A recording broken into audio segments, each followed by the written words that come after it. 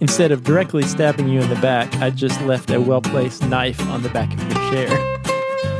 Welcome to Cardboard and Wine, Episode 6. I'm Mamie. And I'm Josh. Grab a glass, pull up a chair, and let's talk about some games. Today on the show, we discuss a tile placement game about, well, placing tiles. The game with way more colors than just blue, Azul. All right, Mamie, happy spring, sort of. I was going to say, is it spring? It was spring over the weekend, but it feels a little more like winter today. It's spring, then it's not spring, then it's spring again. This is just a crazy time of year. Yeah, I think yesterday we were having thunderstorms and flooding. I think our phones kept buzzing with alerts for all different sorts of things that were going on. But I guess maybe that is spring. So we've not been doing a lot of outdoor stuff, doing more games, which is good. Yeah, I'm heading out of town tomorrow for another quick work trip. I feel like I have said that on just about every episode. You have been traveling a lot. One of us has been traveling, but this is the last one. So once I knock this one out. Well, then next week, we are going on a cruise. Well, that's true. I guess I don't think about that because that's fun stuff. But yeah, we're going on a little family cruise. That'll be fun. And the week after that, I'm traveling for work. But after that... Then we're done for a while. So as we mentioned on our last episode, we leveraged a work trip of mine to have a little spring break road trip together. And we talked about all the gaming we were going to do. Oh, yes. All the gaming that we were going to do. How'd we do with that? We played one game in a coffee shop one afternoon. At least we played one game. We didn't get shut out. It's true. We played one game of Matainai at a coffee shop near our hotel. And it was lovely. It was lovely.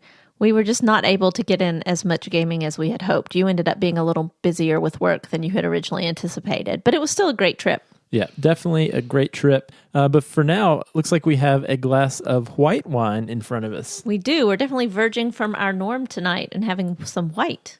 Yeah, so we have a glass of the Trimbach Reserve Pinot Gris, and this is 100% Pinot Gris from the Alsace region of France, somewhere we haven't been yet, but that'd be a great place to visit. Yeah, that's definitely on our list. So I did a little bit of research into this wine, and apparently the Trimbach family have been producing wines in that region for 3 centuries and 13 generations. That's pretty amazing. That's a long time. Yeah, I mean, we've recently done a little bit of digging into our family histories, and I have certainly not gone back 13 generations. You know, that's what's funny about America. We went to college in colonial Williamsburg, which is a very historical town. We have buildings there that are like 300 years old. We're like, this is so old. But then you go over to Europe and other parts of the world and, 300, that's... Yeah, that's nothing. Yeah, we were 13 generations ago. We were, Yeah, it's crazy. This is 800 years old. Yeah, this is great. This is nice, crisp. We are believing that it's a nice, warm spring around the corner day with this white wine. When we tried this one at our local wine shop, we did a wine tasting of French wines, and what we were imagining sitting on the deck on a sunny summer afternoon drinking this one. I think it'd be perfect for that. And since it didn't seem like that was going to happen anytime soon, we just broke it out tonight. That's right. It was like 50 today. All right, Mamie, we've been playing some games over the last couple of weeks. So why don't you talk a little bit about what we've been playing? Yeah, we've been doing a decent amount of gaming lately. Just last night, we had a couple friends over, and actually, they wanted to play some games because we talked about them in our last podcast episode on our top new games of 2017, new to us in 2017. So last night, we played Modern Art and Dixit, which was a lot of fun. We both love both of those games. We've also been playing some Dixit with the kids, which is really fun, but definitely a different experience than playing with adults. Yeah, Dixit with the kids is a little less nuanced. I think our son Jack gave the clue fish. And the image was a picture of a fish. Yeah. Although, luckily, I did have a card in my hand that had the likeness of a fish. Right. But it still didn't go well for him. No, and so it's interesting that giving clues, being able to pick something that's specific but not too specific is a little too nuanced for their ages. The other piece of it that's hard for them is that they have absolutely no poker face. So when you flip over the cards, they instantly have to comment on all of them. Yeah, it's very obvious the cards that they have not seen yet. If that's the first time they are seeing that card, which if they're the person who initially chose the card, that kind of gives away some important information for gameplay. But we've had a lot of fun. Yeah, it's definitely fun. And I think that's an important factor for gaming with kids, and especially the thing that we started doing is trying to put some of the for kids games on the shelf and try to break out some of these more adult games to play with the kids, as long as you retune your expectations and think, okay, this is not going to be the same as playing with my adult friends, but we can still have a lot of fun. And a lot of times they really do surprise you with how quickly they do catch on to the games. And yeah, we've been playing some of our newer games that we got in our more recent spring game order. We've played our first 2 plays of Century Spice Road. What do you think of that one? I love it. It's a very much a Zen game. It reminds me a lot of Splendor, which is another game that I really enjoy, but it's enough different that I think it adds something, new to our collection. I think for the way that we typically game, and we play a lot of different games with different people in different contexts, but if you look at our plays, I would say half of the time we're playing just the 2 of us on an evening. And so I think for the type of gaming we do, games like Century Spice Road really do fit in nicely to our gaming lifestyle.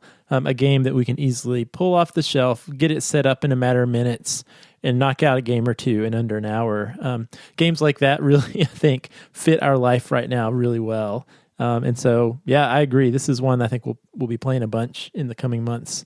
And we'll probably talk about on the show at some point. And also, very much unlike those other games we've talked about, anyone who has followed us on Twitter or Instagram over the last couple weeks have seen that we've had our first tries, or I have had my first tries with 18xx games, and specifically 1846. I've played twice already, sort of. The first time we played, it was a weeknight, and we had a hard stop at 11:30 p.m., and so we didn't quite get done with the game, but we had a good time. We got to get you out, Mamie, to play a game of 1846. I know, I want to try it, but we have to start earlier than 8 p.m. if you're going to get me to play. Yeah, we played on Sunday afternoon at our local game store, and it was about a 4.5 hour experience for us. Granted, we're still fairly new. I could see us speeding that up, but it's hard for me to imagine that game would clock in much less than 4 hours.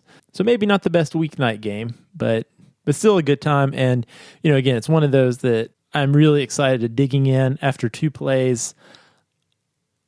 I still have only scratched the surface with strategy. There's so much I still have no clue how it works.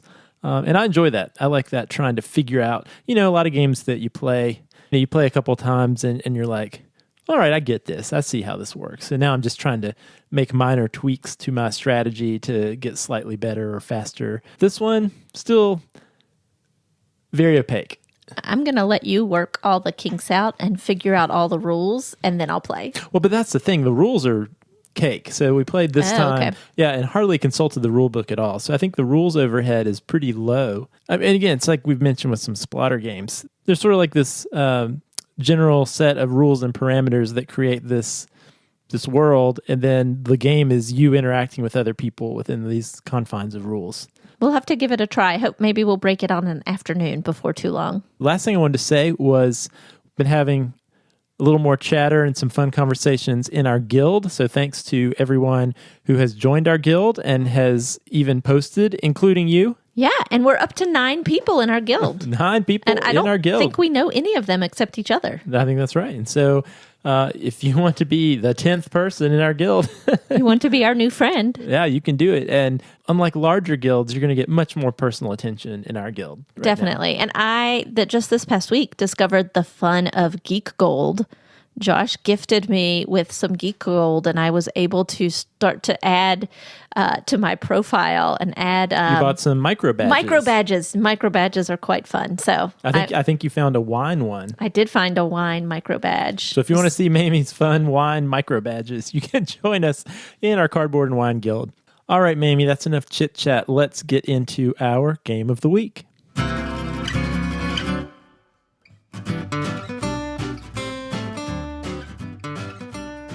Azul is an abstract board game designed by Michael Kiesling and released by Plan B Games in 2017. Based on Spanish and Portuguese tiles called azulejos, in Azul, players collect sets of identical colored tiles which they place on their player board in an attempt to score the most points. Depending on the number of players, and Azul can accommodate 2 to 4, 5 to 9 circular boards called factory displays are placed in a circle in the center of the table. On each of these factory displays are 4 tiles that are chosen randomly from a bag. The tiles come in 5 different colors and patterns, many of which are quite striking, especially when viewed together.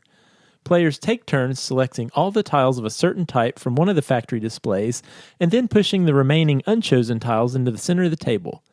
Players continue to collect tiles from the factory display or the center of the table, which has now been collecting tiles. When tiles are chosen, they're placed onto the left side of the player's individual player board into one of 5 rows called pattern lines that contain 1 to 5 slots. The top pattern line has 1 slot all the way down to the bottom pattern line of 5 slots. Once all tiles are taken from the central factory boards, this phase of the round ends, and players simultaneously move tiles from the pattern lines to their wall, which is on the right side of their player board. In pattern lines that are completely filled, players can move 1 tile over onto the wall and score it, and the rest are discarded. Incomplete pattern lines retain their tiles for the next round of tile selection. This continues until the game ends when the first player completes an entire row of his or her wall, which is a 5x5 grid. As I mentioned, points are scored each time the tile is moved onto the wall, and 1 point is gained if a tile is on its own with no neighbors. However, a tile scores multiple points for every additional tile in an orthogonally adjacent row or column with that tile. Bonus points are gained for completing full columns, rows, or complete sets of any of the tile patterns, and points are lost for any tiles taken from the factory tiles that could not be placed. The highest score is the winner. All right, Mamie, let's talk a little bit about Azul. So when did we first play Azul? Yeah, so I think you actually played it first at the Whose Turn convention in Durham, and you headed over there a little earlier than I was able to, and it was one of the play to win games. I think that if you played it, you got entered in a chance to win. Is that correct? It was one of those. Although I will say, I think this game would have been played quite a bit, even if it wasn't one of those games. I saw this game being played just a ton everywhere, and I had heard about the game for sure. There was a lot of people talking about it during 2017. So I was really eager to try it and was lucky enough to get in on a game. And actually, the thing that struck me about the game first was I had wanted to play it and saw that it was actually available. So I grabbed it and sat down and I put up a sign, a looking for players sign. And, in the few minutes while I was waiting for people to join me, I just read through the rule book myself and kind of familiarized myself with the rules, and a few other folks sat down who also had never played before, but we were able to pretty easily jump into a game having never played, which I thought was good, which I think really speaks to the overall simplicity of the rules of this game. Definitely. And I know when I showed up and I asked you, what you'd been playing, that was the first thing that you mentioned to me and said, you're going to love this game. We need to play it. And yeah, I was hooked. I really loved it. I'm not usually the one to initiate buying games, but I'm pretty sure I demanded that you order that one. But then, of course, it was back ordered, so it took a while to get here. But yeah, this was definitely the star of the show for us at the con, and we're very bummed out it was out of stock. And I don't think we were alone. Actually, after the convention, they sent out a survey, and I think overall people voted this was the game they most enjoyed playing at the con. So a really popular game, and I think this speaks to its wide appeal. Along the lines of why that might be, Mamie, let's talk a little bit about the components of Azul. Yeah, definitely one of the most striking things about this game is the tiles and the beautiful tiles. As Josh said, these are based on these Moorish tiles that were really favored amongst the Portuguese. And they have 5 different designs. They're not all blue. They have different colors on them, but they're beautiful and they're a nice weight and they're easy to place. I was actually a little surprised how well they stay in place on the player board. But I think it's because they are a little hefty. They have some weight to them. The cool thing about that player board is that it's double-sided. So on one side, there's a pattern, and so you have to match your tiles to the pattern, but you can flip it over, and on the other side, the wall where you place the tiles is gray, and you can come up with your own pattern, which is definitely more complex, but equally fun. I just really, I like the structure of this game. The drafting is a little different than in any other game I've played before, where there are those factories in the middle, and you can choose a tile from the factory, but you have to take all the tile of that color and the others get put in the center, and you might end up stuck with them. And it's just kind of a neat style of drafting. And the bag, they come in a pretty little blue and white canvas bag that the tiles go in. I mean, there's nothing but positives to say about the components. Yeah, no, I totally agree. I mean, I would say the production of this game was pretty much perfect as far as I'm concerned. I can't think of much I would change. Like you said, the tiles are great and they really do feel great to play with. And I think a pet peeve I have these days are player boards that are too flimsy. Yeah. But this is certainly a thick cardboard. And man, we've been having a lot of trouble with different games having player boards that tend to bow out as you play. I don't know, as they take on or release humidity. No problem here, though. These boards are solid, because that would be a big issue, actually, because the whole point is placing these tiles, and if the board were to warp, that would make that challenging. But these boards are great. And as you said, I love the bag. The material is just, how a lot of these bags that come in games are kind of these cheapo quality, kind of faux velvety, and they almost make your skin crawl to touch them. And stuffed fables specifically. Yes. That's like the worst, cruddiest bag. I'd almost rather it not have a bag. Everything fits nicely. And also the Azul bag, it's not just a plain bag, but actually is white and blue. It's printed. Almost like these azulejo patterns with Azul printed right on there. It just looks great. Everything fits nicely in the box. I've become just more and more OCD about components fitting well into boxes. I think I may have mentioned my penchant for Plano boxes, just to organize boxes well. This one doesn't need anything like that. Everything's well thought out and fits nicely in the box. And also I wanted to mention, too, those round discs, which they call the factory boards, those circles. They could have done that in a lot of different ways. They could have just made a square board with little regions where you put these. But the fact that they are these circles and use an increasing number of them depending on the number of players. But the pattern on those is gorgeous also. And I think those are really what make the game very striking and intriguing to look at on the table. Yeah, it's different than other games that you would see.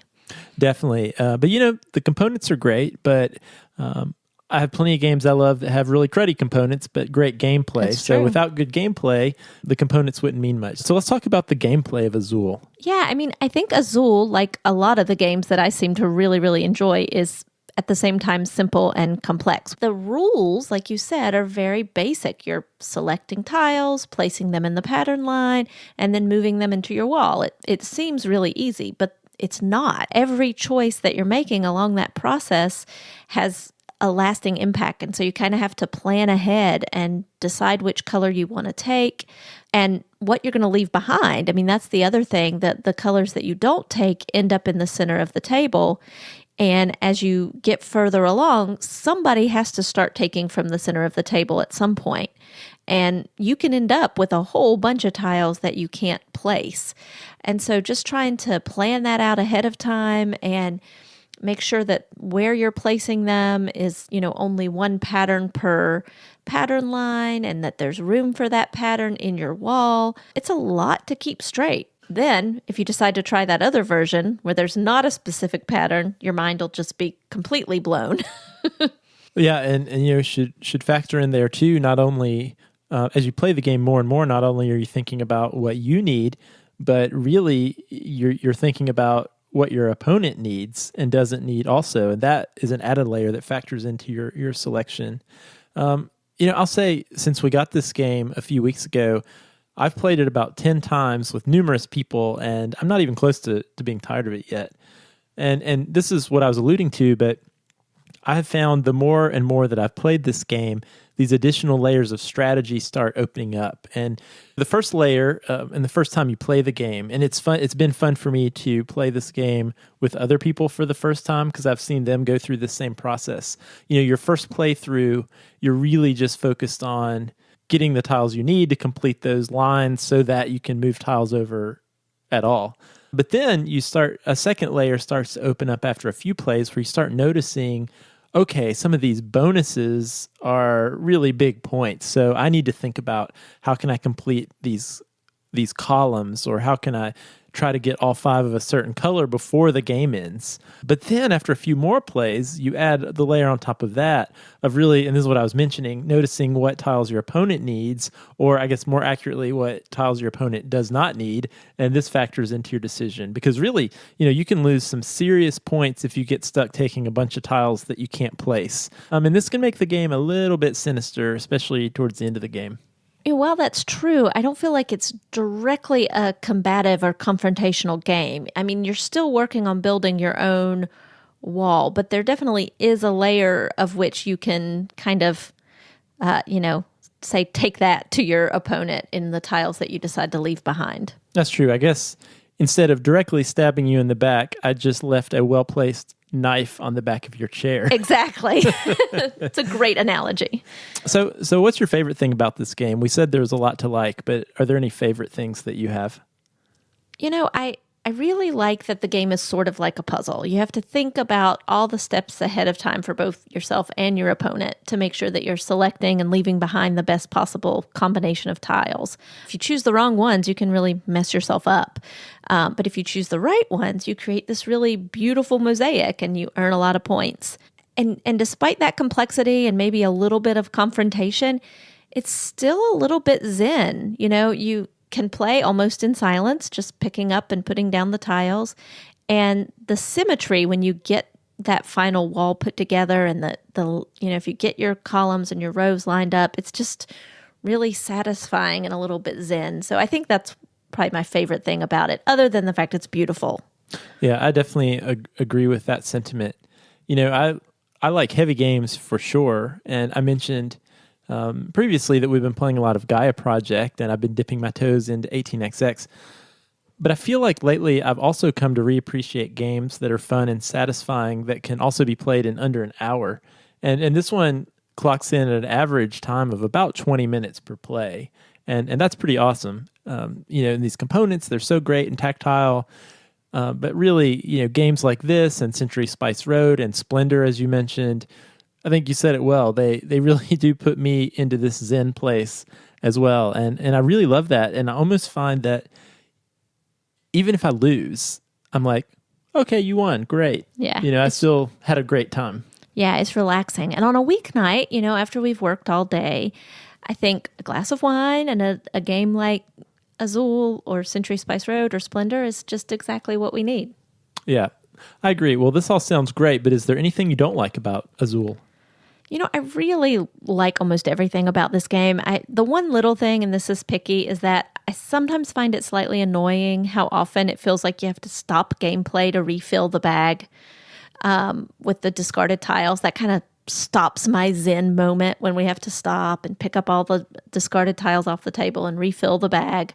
We've mentioned before, we think, if you had a second bag and you could discard into that bag instead, that might kind of help. Maybe we can find a workaround to make that a little bit less annoying.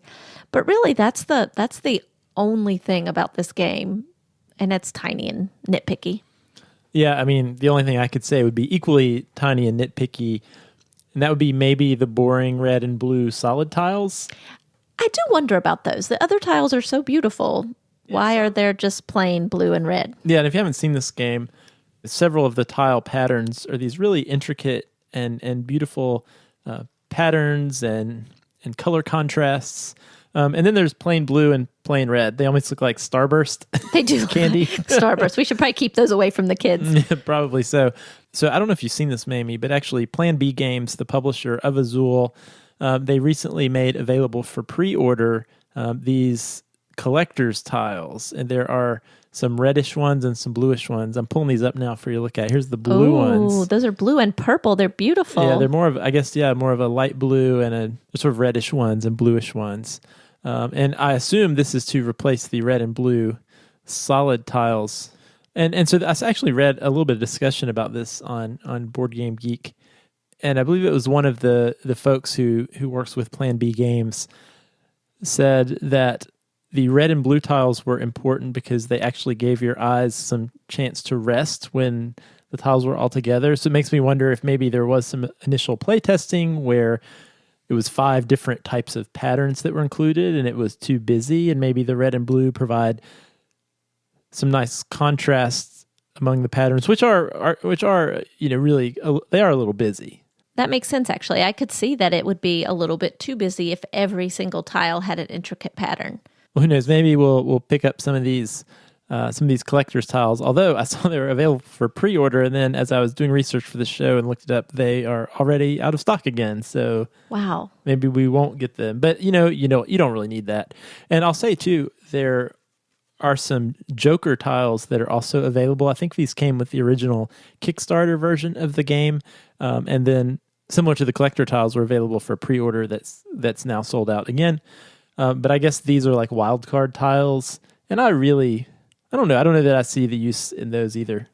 Yeah, I don't know that would be necessary, but I mean, anything's worth giving a try. The other thing, this is another super nitpicky negative. At the top of each player board is the score track. So that's where you move a little black cube to keep track of your score. I guess possibly it could be easy to bump your player board and get your cube. Your cube's kind of tight in there as you're marking the score. That's pretty nitpicky too. Assuming that gameplay continues to hold up over the next 10 to 20 plays, I think this game's pretty close to being perfectly executed. And the only way I can imagine people might not like the game is if they just are completely opposed to any nastiness or hate drafting in a game. If you're somebody that would get really angry if your friend or partner selected tiles just for the purpose of screwing you, then you might not like this game, I guess. You have to be comfortable with that. All right, anything you want to say about the theme of Azul? It's interesting because I think the theme is kind of light. This game is a little bit light on theme. I mean, it really is a tile laying game about laying tile. But I like that. I think, it contributes to that Zen feeling. I think any other theme would really be like superfluous and unnecessary. Yeah, I mean, this is, as we said, this is an abstract game. And, like most abstract games, that's the whole point, is they're abstract. They don't necessarily need some rich theme, and don't think this game really needs it. So when would we break out this game? I think this game is a good game for both casual and more serious gamers. I mean, we've played it with both. We've played it with friends who are on the more casual side and with our more serious gamer friends. And I think everybody enjoys it because it does have those kind of several layers of complexity to it. I don't think I'm ready to break this one out with the kids yet. Maybe in another year or two, they'll be ready for it. But yeah, I think this is kind of an all-around great game. I think the fact the rules are fairly simple, it's pretty quick. Yeah, I agree. I've played this with anywhere from members of our regular game group, and we tend to play heavier games, and they really enjoyed it. This would be a great palate cleanser after a heavy game, or even as a warm-up to start the evening, maybe while you're waiting for people to arrive. I've also, as you said, we've played this with more casual gamers who liked it just as much. Most common response I've gotten after playing this game with people is, let's play it again. And I actually played this with my friend Dan at a local pub one night this week, which, by the way, I was drinking a golden ale spiced with cinnamon and vanilla that smelled like a churro. Did it taste like a churro? Kind of. That sounds amazing. Yeah, it was actually pretty tasty. So that was a lovely evening all the way around. All right, Mamie, I think we have exhausted our discussion of Azul. We have probably taken as much time to talk about Azul as it would take to play a game of Azul. Maybe more. So maybe we should go play a game of Azul. But before we do, let's share our final thoughts. And I'm going to remind you of our rating scale. So this scale is based on wine, and it is a 1 to 5 scale where 1 is an empty bottle of wine that's sad and disappointing and really just needs to be taken out to the recycling. A 2 would be a $2 chuck. If there's nothing else around, might do the trick. 3 would be a wine in a box. Has things going for it, but other things we don't really like as well. A 4 is like this Pinot Gris. It's easy to enjoy regularly. You pour a glass and you look forward to enjoying some more. And last, a 5 would be a big, bold California cab. Something that's only going to get better with age. All right, Mamie, what are your final thoughts on Azul? So I'm going to give Azul a 4. It's this lovely Pinot Gris for me. We really enjoy it, and I look forward to enjoying it a lot more.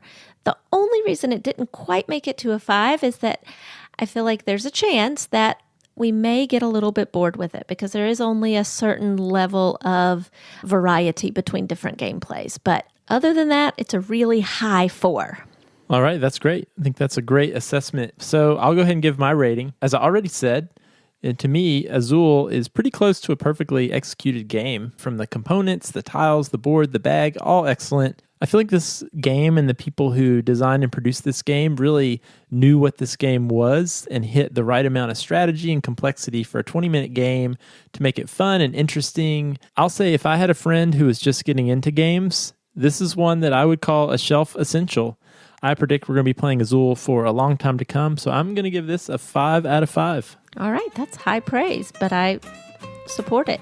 All right, well, it's been fun talking about Azul. Wanted to say thank you for listening to Cardboard and Wine. For show notes, links, and other fun info about the games we discuss on the show, you can visit our website at cardboardandwine.com. If you have feedback on the show or suggestions for a future show, you can send us a tweet at Board and Wine or email us at cardboardandwine@gmail.com or join me in our guild on Board Game Geek. You can leave us a review on iTunes. We would love to hear from you. Since we're a brand new podcast, it'll help new listeners find the show. If you've been enjoying the show, tell a friend. Until next time, cheers and happy gaming.